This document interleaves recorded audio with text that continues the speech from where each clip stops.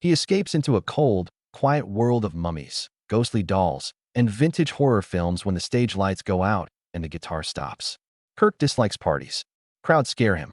He abhors conflict. He desires silence above anything else.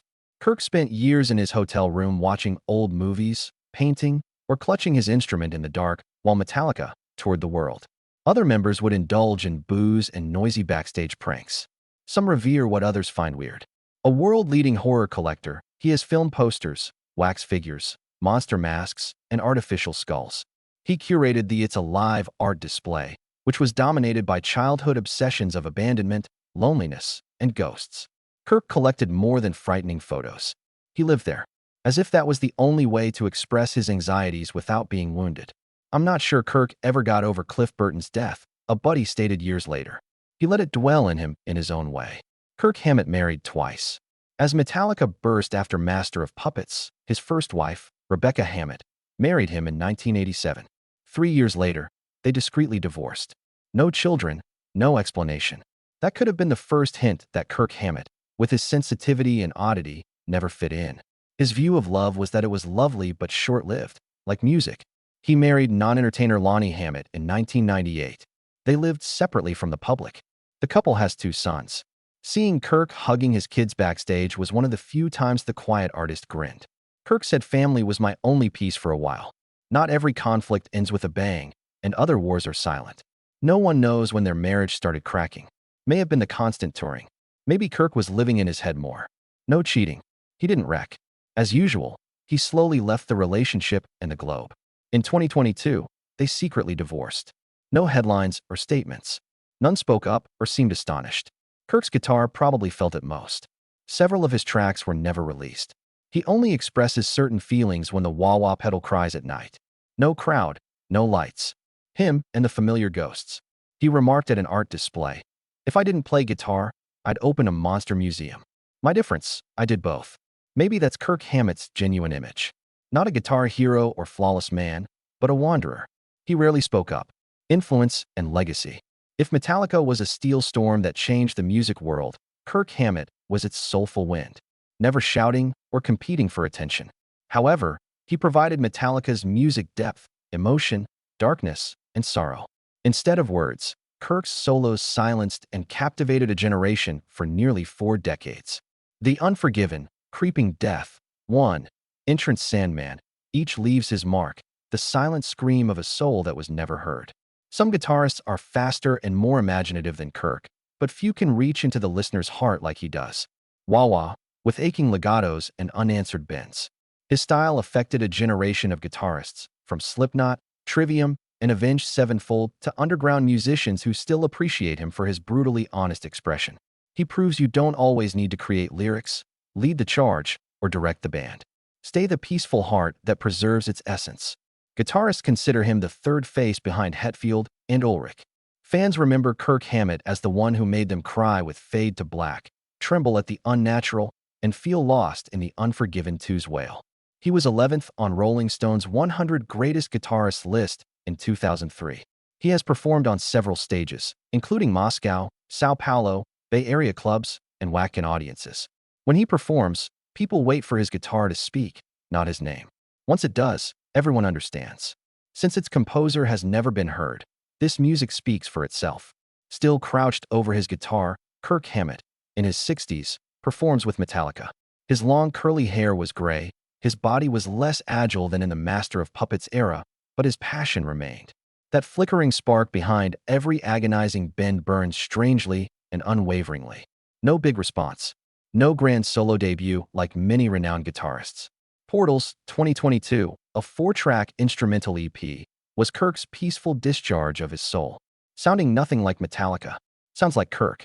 Dark, cinematic, constructed like midnight dreams, with every sound intuitive. Portals was Kirk Hammett's first and maybe only self-manifesto. Kirk carried his worn black guitar on Metallica's second year of the M72 World Tour in 2024, their biggest tour since World Magnetic. Bending so low he could disappear on stage. In Hamburg, Paris, Gothenburg, Madrid, and Mexico City, Metallica played 2 nights with different set selections. Every guitarist found it difficult. Kirk, 62, needed stamina and the resolve to survive the sounds that had destroyed his soul. He botched up the intro to Nothing Else Matters at one event, sparking online jokes. Kirk didn't answer. He bowed and played. Mistakes weren't embarrassing to him. Pretending there was nothing to say was unforgivable. Over these global travels, Kirk secretly began working on his first solo record, away from Metallica. He wouldn't play alone like Portal.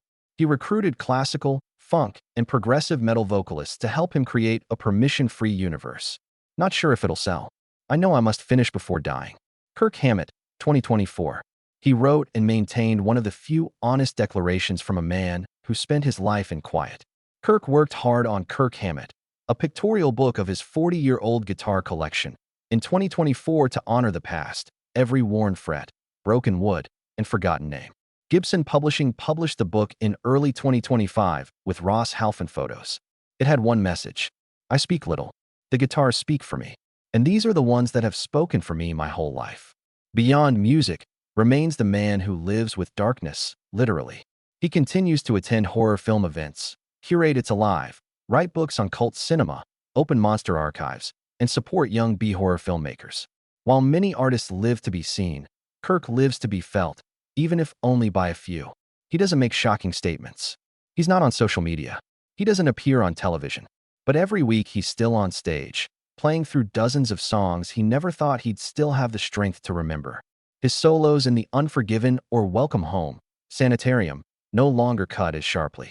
But they ache more, slow down more, and sound like the size of a soul that has witnessed too much. In 2025, as Metallica continues its North American leg of the tour, is still with them, carrying a soft smile, a wah-wah pedal, and a soul that never truly left the place it began. No one waits for Kirk to shine. They wait for him to step out of the shadows, because only he can lead them back to where Metallica truly began, where emotion has no words, only sound. In the fiery metal world of Metallica, where Hetfield screams and Ulrich's drumsticks constantly demand to be heard, Kirk Hammett exists as a paradox. He doesn't fight to be named. He doesn't need to stand center stage to be honored. He steps back, bows his head, and lets his guitar speak all the things he's never been able to say. From a bullied mixed-race kid in San Francisco to the man behind immortal solos like Fade to Black, The Unforgiven, Enter Sandman. From the trauma of losing his best friend Cliff Burton to the bitter silence of being sidelined in the songwriting process, Kirk chose silence, kept playing, and survived through music. He wasn't the one who charted Metallica's path, but he's the one who kept its soul intact. When James screams and Lars strikes, it's Kirk who holds the emotion together, with solos like muffled cries in the middle of a battlefield. And maybe that's why, after more than 40 years, he's still here, still playing, still writing, still believing that you don't need to shout to be heard, that being honest and having a guitar is enough to survive in a world of giant egos. What do you think of Kirk Hammett's journey? What is it about his playing that leaves you speechless? Leave your thoughts, feelings, and reflections in the comments below. And if you too believe that sometimes silence is the loudest music of all, don't forget to hit like and subscribe to join us in discovering more of these great silent souls. I was precise with my left hand. His right hand is precise. We've learned a lot from each other. James, I love him. I adore his songs. Love him as a brother. He sometimes plays stuff like making it hard to play in a band with him. Metallica lead guitarist Kirk Hammett. Why has Kirk's guitar voice been forgotten for over 40 years in a band that remembers every scream? Kirk Hammett lets his music speak for itself as James Hetfield yells revolt and Lars Ulrich commands a battlefield. Strangely, his silence makes him unmistakable. No sex scandals, violent addictions, or media stunts. Kirk lives like a ghost, obsessed with horror films, collecting mummies, and performing torture-inspired solos in an era when many rockers subsist on noise and mayhem. Is that an option? Or fate? What turned a shy San Francisco boy into an empire's emotional backbone? Why does Kirk Hammett feel like a stranger in his band after 40 years? Come explore the story of a haunted soul who survived in an ego-driven empire. Early life Kirk Lee Hammett was born in San Francisco, California, on November 18, 1962, into a working-class household where life was tough at every meal and shift. His mother was Filipino and worked part-time at restaurants. His father was an Irish merchant seaman. Laundromats, hourly paid places. They didn't take pleasure in their race in their suburban home. It was quiet burden. Kirk felt like he didn't belong from a young age. Too Asian to be a white American kid, too American to identify with Asian immigrants. Schoolmates couldn't classify him because of his light brown skin, curly hair, and face. So they took the easiest route. He was excluded. Kirk withdrew after being bullied and alienated. He was a bad athlete, didn't like hanging out, and had no classroom voice. Old horror flicks, tattered monster posters, and his older brother Rick's tape player's shrieking chords fed his imagination, which was huge. Rick introduced Kirk to Led Zeppelin, UFO, and Jimi Hendrix. Strange electric sounds made the silent boy's heart stir for the first time. It went beyond music. It led to a world where emotions didn't need to be expressed. Kirk bought his first guitar, a cheap Montgomery Ward SG, and a Sears amp that made more noise than music with the money he saved from selling toys and comic books. He didn't care. When his fingertips touched the strings, he realized this was the voice he had been looking for. Kirk dreamed of being a ghost, silent, unseen, and observing everything, while other youngsters wanted to be astronauts or police officers. A lonely talent was being born in the domain of monsters, screaming guitars, and dense shadows, and no one knew it. Early career. By his teens, Kirk Hammett was no longer the bashful TV hiding kid. Young man with guitar in hand, practicing till fingers were calloused. Neither celebrity nor money or flashy stages interested him. Kirk was only driven by music, the only thing he could control. Kirk and a few mates founded Bay Area thrash metal band Exodus, age 17, in 1980. Kirk was in a lesser-known band that never issued an album. He learned how to stand his ground on stage and shout through his guitar amid pounding drumming and the oppressive heat of sweat-soaked, beer-stained pubs at Exodus. Over time, he developed an aggressive yet accurate approach. Quick yet never superficial, with a sinister undertone underlying every note. Metallica, another young band, was preparing to record their debut album a few hundred miles south. But tensions rose. Their lead guitarist, Dave Mustaine, was a mess, prone to alcoholism, aggression, and group fights. Kirk received an unusual call on April 1, 1983. At the other end was Metallica drummer Lars Ulrich. Despite not telling Mustaine, they wanted Kirk Hammett to replace him. No band meeting, no audition, just one offer. Fly to New York, we're recording our debut album. Kirk had unfulfilled goals after Exodus. Metallica was the only open door at the time. Needed no time to think. A week later, he was in New York, plugging his guitar into a Kill 'Em all-studio amp. A new heavy metal era began. A frigid, razor-sharp riff, not a drum beat or scream. Hit the lights. Few know that Dave Mustaine was on a bus when Kirk played his first Metallica note. He was furious, ignorant he had been replaced. After one of rock's quietest coups, Kirk Hammett's uncanny calm transformed the fate of the finest thrash metal band ever.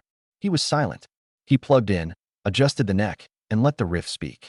Career success from Kill 'Em All's 1983 opening notes. Kirk Hammett proved he wasn't a substitute.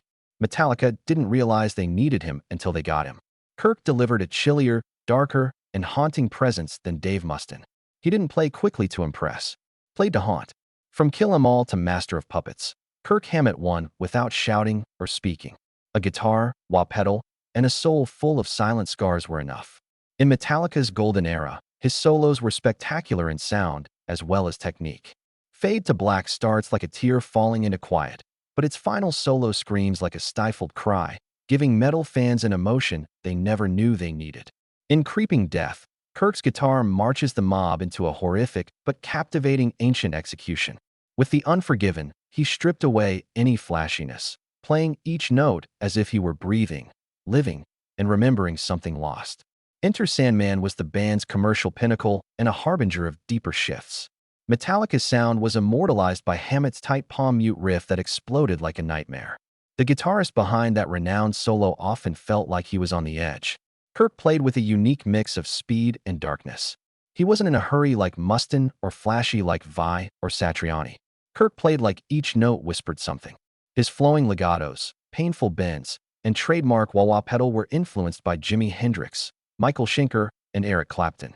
Every time he pressed it, the guitar screamed like a buried scream, no words, but every feeling comprehended. However, Kirk never forgot Cliff Burton's death beneath those notes. Cliff was Kirk's dearest friend and most esteemed bandmate. Died in a 1986 bus crash while touring Europe with Metallica, drawing straws for bunks. He won, but handed Cliff his spot. The bus smashed that bunk. Cliff died instantly. Kirk Hammett never slept well on tour after that. He rarely mentioned the crash. He spoke little at funeral. He plugged in his guitar and played solos like tomorrow would never arrive. His sound became deeper and slower after that night, like a permanent fracture. Kirk never led songwriting, even as lead guitarist. After Metallica's Black Album, Hetfield and Ulrich were the focus. They wrote, lyricized, directed, and mixed the music. Although the principal guitarist, Kirk Hammett was increasingly given parts rather than asked to write them. He gained credit. He still played fiery solos. His voice was hardly audible in the studio and meeting rooms. He didn't fight for his talent, not because he lacked it. Metallica had two powerhouses and one subtle nod. Kirk always waited last, ready to write a solo when asked, but rarely allowed to start a song. Even when his skill and soul were at their best, that degraded his creative function. The 2014 blow was biggest. Kirk misplaced his phone, which contained over 250 riffs he'd written over the years, his treasure chest for the upcoming record. He lost more than data. He lost his last chance to contribute to the creative process. They were nearly useless when they entered the hardwired studio or self-destructed. Hetfield and Ulrich had made the album's foundation. Kirk's contributions were ignored. He barely appeared on the record's authorship credits. Kirk's silence was used to exclude him from a band that formerly valued everyone. Fans call him Metallica's silent soul, a praise or a subtle dig at his lack of belonging. Kirk said, "I don't like to argue. I just want to play guitar," when asked why he didn't fight more for a band voice. It sounds like a soothing artist's mantra, but listen closely. It sounds like surrender after too many rejections. Perhaps that's why Kirk Hammett pours all he can't say into every solo, the only place he can be himself. Personal life: Kirk Hammett isn't a superstar Metallica guitarist who lives in a large mansion celebrating until dawn and relishing in the spotlight.